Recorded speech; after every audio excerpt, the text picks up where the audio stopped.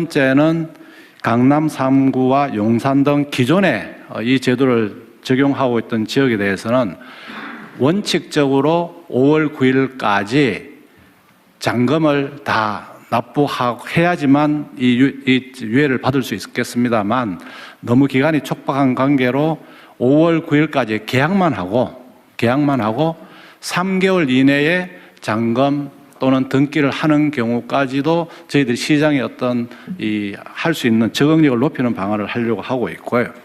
이 외에 금년 10월 15일에 신규 지정된 조정지역은 5월 9일까지 계약을 하고 3개월은 좀 짧을 것 같아서 6개월 내에 잔금을 지불하거나 등기를 하는 경우까지 유예를 하는 방안을 오늘 제안을 드립니다. 오늘 국무회의 토의 결과와 여론 수렴 등을 거쳐서 조속히 다주택 중과 유예 종료 방안을 마련해서 법령 개정 등 사후 절차를 추진할 계획으로 있습니다. 중과유예 종료에 따른 토지거래 허가제 보완, 그리고 편법 정려 등 이상거래 단속 강화 등 관계부처의 적극적인 협조를 요청드리겠습니다. 이번이 아마 중과를 피할 수 있는 마지막 기회라고 생각하고 아마 이런 기회를 이용해서 국민들께서 중과를 받으시는 일이 없도록 했으면 좋겠습니다. 다주택자 양도소득세 중과 유예 종료 및 보완 방안을 재정경제부 장관께서 보고해 주시기 바랍니다. 예, 다주택자 양도소득세 중과 유예 종료 및 보완 방안에 대해서 보고를 드리겠습니다.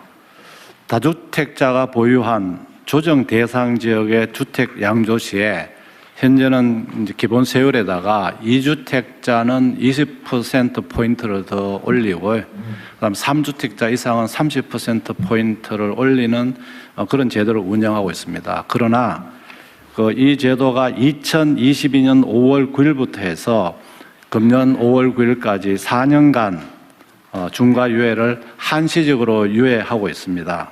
하지만 그동안에 저희들이 정책을 운영한 결과 정책 신뢰성은 제한되면서 또 비정상적 불공정한 형태의 어떤 그런 유발 현상이 나타났기 때문에 이제는 좀 정상화할 필요가 있다는 이런 생각에서 이번에 이제 중과 유예를 종료할 예정입니다. 그러나 지금 그동안에는 이제 부동산 거래 관행이라든지 또는 최근에 그 조정 지역을 확대한 경과 등을 감안해서 시장에서의 현실은 감안하면서 또 국민 불편을 최소화하는 방안을 저희들이 오늘 제안하고자 합니다. 첫 번째, 저는 정책의 신뢰나 예측 가능성이 정말로 중요하다고 생각하는데 예를 들면 이게 4년을 유예한 게 아니고 1년씩 3번을 유예해 온 거예요. 1년 이번에는 끝이야. 또 가가지고 또 이번엔 진짜 끝이야. 또 가가지고 진짜 끝이야. 그 다음에 진짜 이번에는 진짜 정말 끝이야. 이러면 이게 누가 믿겠냐고요. 그래서 지금 뭐 일부에서 정부에 관계된 사람들 중에 다주택 있는데 니그부터 먼저 팔아라고 시켜야 되는 거 아니냐 이렇게 얘기하는데 저는 이것도 문제가 있다고 생각합니다.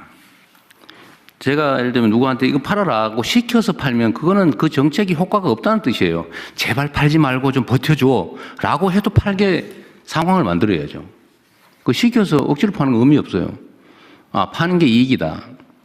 지금 다주택을 해소하는 게 경제적으로 이익이다라고 합리적 판단이 가능하게 제도를 만들어야죠. 이상 보고를 마치겠습니다. 재경부 장관님, 네. 말씀 도중에 아마라는 표현을 2번 하셨거든요. 예. 아마 없습니다. 아마 없습니다. 알겠습니다. 아마가 아니고 이게 지금 저는 정책의 신뢰나 예측 가능성이 정말로 중요하다고 생각하는데 예를 들면 이게 4년을 유예한 게 아니고 1년씩 3번을 유예해 온 거예요. 1년 이번에는 끝이야. 또 가가지고 또 이번엔 진짜 끝이야. 또 가가지고 진짜 끝이야. 그 다음에 진짜 이번에는 진짜 정말 끝이야. 이러면 이게 누가 믿겠냐고요. 그래서 아마 타성이 붙은 것 같습니다. 아마 하지 말라니까. 어쨌든 정책은 네. 약간의 부당함이 있더라도 네. 한번 정하면 그대로 해야 돼요. 보완은 그 후에 다른 방식으로 해야지. 그 자체를 밀어버리거나 변형을 해버리면 정책을 안 믿게 되죠. 네, 그렇게 하도록 하겠습니다. 그리고 믿은 사람만 손해 보잖아요. 안 믿은 사람은 득보고, 믿은 사람은 손해 보고, 정부 정책을 잘 따른 사람은 상대적으로는 손해 봤다는 느낌 들고, 안 따르고 버티고 힘써가지고 바꾸는데 영향을 줘서 바꾼 사람만 득보고, 이러면 이게 공정한 사회가 되겠습니까? 비정상적인 사회로 자꾸 하잖아요. 그래서 앞으로는 그런 거 절대 없게 하도록 해야 됩니다. 네, 원칙대로. 원칙적으로 하고, 이게 이제 이 문제뿐만이 아니라 다른 문제도 비슷해요. 정책을 준비하고 발표할 때 정말로 치밀하게 시뮬레이션 하고, 그래서 언제나 레드 팀이 꼭 있어야 됩니다. 반박해보고, 그리고 가능하면은 이해관계자들 의견도 다 듣고, 또 소위 많은 사람들이 지켜보는 가운데 브레인스토밍을 해가지고 모든 가능성을 다 점검을 해야죠. 그리고 우리 사회는 부동산 투자, 부동산 거래와 관련해서는 정말 수십 년간 만들어준 신화가 있어요, 신화. 불패 신화. 그리고 여기에 또 너무나 많은 사람들이 또는 힘 있는 사람들이 이해관계를 갖고 있기 때문에 정책 변경이 너무 쉬워요. 그래서 사람들이 그렇게 믿게 된 겁니다. 이거 끝나면은 결국은 매물이 잠길 거고, 매물이 잠기면은 매물을 팔게 하기 위해서 또 연장할 거고, 뭐 이렇게 생각하잖아요. 지금도 사실 그 생각을 하고 있어요. 그리고 5월 9일 지나서 안 하면 어떡할 건데. 버티면은 언젠가는 집 거래를 하기 위해서 또 뭐 풀어주겠지. 이렇게 믿잖아요. 그래서 이 가능성을 원천적으로 봉쇄해야 됩니다. 그래서 제가 그 말씀을 드리는 거예요. 대한민국의 부동산 이 문제는 정말 이 사회 발전을 통째로 가로막는 아주 암적인 문제가 됐어요. 부동산 거래하는 사람이 나쁘다는 얘기 아닙니다. 그건 시스템이 사회가 그렇게 허용하니까 그렇게 하는 거예요. 근데 그 정책을 제대로 못 만든 또는 의지를 갖지 않은 그 결정권을 가진 권한을 가진 사람이 문제인 거죠. 최소한 국민주권 정부에서는 그렇게 하지 않는다. 그리고 정책을 만들 때는 이 부동산에 대한 욕구는 워낙 강렬해서 구멍이 정말 바늘 구멍만한 틈새만 생겨도 그게 확 커져가지고 댐이 무너지듯이 무너진단 말이에요. 그래서 정책 입안 과정에서 정말로 치밀해야 돼요. 알겠습니다. 완벽하다 싶을 정도로 치밀해야지 아마 이렇게 하면 안 돼요. 네, 알겠습니다. 그 절대 안 돼요. 아마. 예? 0.1%가 안 돼요. 완벽하게. 그래서 이 정책의 신뢰, 안정성이 꼭 담보돼야 되겠다. 그 말씀 드리고요. 그러면은 이번에 매물 잠기면 어떡할 거냐.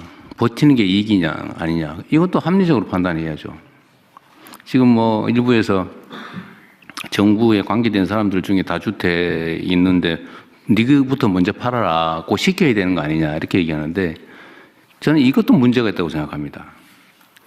제가 예를 들면 누구한테 이거 팔아라고 시켜서 팔면 그거는 그 정책이 효과가 없다는 뜻이에요. 제발 팔지 말고 좀 버텨줘 라고 해도 팔게 상황을 만들어야죠. 그 시켜서 억지로 파는 건 의미 없어요. 파는 게 이익이다. 지금 다주택을 해소하는 게 경제적으로 이익이다라고 합리적 판단이 가능하게 제도를 만들어야죠. 그런 제도를 만들 권한이 없거나 제도적 장치가 부족한 게 아니잖아요. 할 거냐 말 거냐만 남는 거지 얼마든지 할 수 있지 않습니까? 다만 이제 정치적인 정무적인 문제가 남겠죠. 그런데 대한민국에서 이 부동산 투기, 부동산 불로소득 공화국이라고 하는 것을 시정하는 것만큼 중요한 국가적 과제가 어디 있겠습니까? 그 이번에 안 하면 완전히 잃어버린 20년 뭐 이렇게 돼가지고 나라가 정말 심각한 위기에 처할 때, 즉 풍선이 터질 때까지는 그냥 그대로 쭉 달려갈 가능성이 높아요. 지금이라도 막아야죠. 그래야 피해가 최소화됩니다. 지금 단계에 할 수 있는 최선을 다하는 거고, 버티는 게 손해인 걸 설계를 해야죠. 네. 그거 할 수 있잖아요. 그죠? 네. 지금 규칙 따라서 하는 게 현실적으로 이익이라는 객관적인 믿음을 만들어야죠. 그래서 이번에 또 했더니 또 안 되더라 이러면 이 앞으로 남은 4년 몇 개월 이 국정을 이끌 수가 없습니다. 그래서 반드시 이번에는 완벽하게 합리적으로 공정하게 제도를 설계하고 집행을 하도록 준비를 하시기 바랍니다. 네. 그리고 5월 9일까지는 어쨌든 만료를 하는데 계약한 원래는 잔금까지 내야 되는 거긴 하지만 5월 9일을 양보할 수는 없고 네. 5월 9일로 하는데 다만 시간이 너무 짧고 네. 정부에서 이렇게 앞으로 뭐 또 연장하겠지라고 이렇게 부당한 믿음을 갖게 하는데 책임이 있습니다. 이때까지 계속 그랬으니까요. 네. 앞으로도 연장할 가능성이 있다고 믿게 만든 정부가 잘못이 있으니 이번에 한해서 계약한 거는 인정해 주자. 그때까지. 네. 그리고 기존의 것은 3개월. 그러니까 8월 9일까지. 네. 그다음에 작년에 새로 조정 지역으로 편입된 지역은 기간이 짧으니까 거기는 11월 9일까지 6개월까지 잔금이나 중도금을 잔금 내고 등기 내면 네. 면제 중과세 면제해 준다. 네. 어쨌든 그렇게 하시고요. 앞으로는 아마는 없다. 네. 확실하게. 확실하게. 들어가자. 네. 알겠습니다. 그리고 이 과정에서도 어쨌든 요 5월 9일까지 중과세 면제 네. 요 기준은 지키되 불합리한 결과가 발생할 수 있는 예외적 상황들이 있을 수 있잖아요. 네. 어쨌든 그 문제도 일부 검토를 좀 하도록 하시고요. 또 이런 것도 있죠. 버틸 수 있게 그럼 언젠가는 뭐 정권 교체를 한번 기다려보자 이런 것도 있을 수 있어요. 실제로 그럴 수 있습니다. 근데 그게 불가능하게 만들어야지. 근데 뭐 세금 얘기를 지금 하는 건 부적절하니까 하지 말고 어쨌든 할 수 있는 방법은 다 찾는다. 그 세입자 문제 때문에 골치 아픈가 봐요. 네, 그렇습니다. 지금 이 조정 지역에 대해서는 팔게 되면은 당장 자기가 들어가서 직접 살아야지만 들어가야 되는데. 됩니다. 그런데 세입자가 있는 경우에는 이 세입자가 있기 때문에 당장 들어가서 살 수 없게 됩니다. 그래서 그런 부분도 지금 살고 있는 세입자의 임대 기간까지는 뭐 예외적으로 한다든지 해서 그 이유는 반드시 들어가게. 어쨌든 5월 9일까지고 네. 무조건 5월 네. 9일까지인데 세입자들이 6개월 안에 못 나갈 상황 또는 3개월, 6개월 안에 못 나갈 상황 네. 그런 경우에 대한 보완 방안. 대안은 한번 검토를 해보시죠. 네, 그렇게 하겠습니다. 그러나 5월 9일은 변하지 않는다. 네. 네. 5월 9일은 확실하게 지키겠습니다. 확실하게. 아마 바뀌는 일은 없을 것이다. 알겠습니다. 네. 또 추가할 거 혹시 있으신가요? 네, 다른 의견 없으시면 재경부 장관께서 보고에서 제안하신 내용에 그렇죠. 저 하나 물어볼게요. 이게 제가 지금 이제 며칠 사이에 한 하루 이틀 사이에 또 바뀌긴 했는데 처음에는 이제 일부 보도상으로는 뭐 대통령이 저거 얘기해봤자 뭐 매물도 나오는 거 없고 막 저 분명히 매물 잠길 거고 이번에는 또 연장을 해야 된다 뭐 저 다주택자들의 저 눈물은 어떡할 거냐 뭐 이런 회개한 얘기들이 있었는데 어제 정도부터 그 현장에 매물이 많이 나왔다는 보도들이 나오기 시작했어요. 보도가 제가 알기로는 그 이전에 이미 사실 매물들이 많이 나왔거든요. 그 통계청이나 아니면 어디서 뭐 자료 수집하는 데서 이 매물 증가하는 거 이런 거 통계들 있나요? 거래 통계는 있을 수 있는데. 예, 있습니다. 그래서 한번 예. 얘기해 보실래요? 어떻게 변화되고 있는지? 현재 이번에 서울 전체적으로 매물이 좀 줄긴 했는데요. 강남 3구하고 용산 쪽에서는 전체 평균 대비 11.74%가 매물이 늘어났다고 보고되고 있고요. 평시보다 11.7%가 74%예요. 늘어났다. 예, 송파가 15% 상향이 되고요. 15%나 늘어났다고. 예, 용산은 4.19로 해서 좀 낮고 그렇습니다. 용산하고 강남 3구가 매물이 늘었다는 건 굉장히 중요한 포인트입니다. 10몇 퍼센트 두 자릿수로 늘었다 매물이. 네. 앞으로 더 늘어나겠죠. 그럴 거로 저희 그래서 추세적으로 늘어나는 것도 더 늘어나고 있잖아요, 그죠? 네. 오늘 이 국무회의를 기점으로 좀 더 늘어나겠죠? 네, 저 대통령님 행안부 장관입니다. 제가 이 검토를 해보다 보니까요, 이게 왜 5월 9일이냐? 네. 이- 왜 5월 9일? 네네. 지난 정부가 시작한 날입니다. 이게 5월 30일인가 31일 날 시행령 개정을 했는데 소급해서 5월 9일부터 적용을 한 겁니다. 그러니까 이게 일종의 그 정권 그 이 자본에 대한 기념품으로 다주택자들한테 선물을 준 이런 케이스입니다. 근데 이게 어떻게 가능하냐면 분명히 조세는 법률주의인데 법률로 정해야 되는데 다주택자에 대한 규정이 시행령에 규정이 되어 있습니다. 그러니까 다주택자에 대한 세율은 법에 정해 있는데 누구를 다주택자로 볼 것이냐라고 하는 게 시행령으로 정해져 있다 보니까 그거를 조정해서 시행령에서 일종의 감세를 한 겁니다.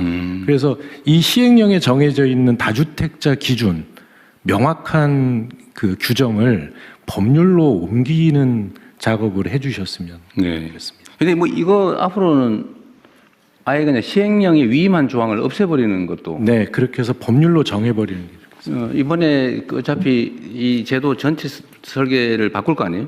바꿀 때 이번에는 또 감안해서 하시죠. 예, 대통령 이번에는 이게 시간이 좀 짧기 때문에 시행령으로 하고 그건 법으로 이제 또 이후에 그렇죠. 올리는 이거는 부분까지. 그냥 놔두면 5월 9일에 잔금까지 내야 되는데 네네.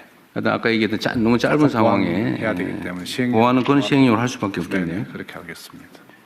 근데 제가 어제 밤에 우리 국무위원님들 아니면 뭐 부처장들도 이거 혹시 의견 있으면 준비하라고 했는데 준비된 분들 있으면 말씀하십시오. 다 하셨어요? 다 하신 모양이네? 대통령 마지막으로요.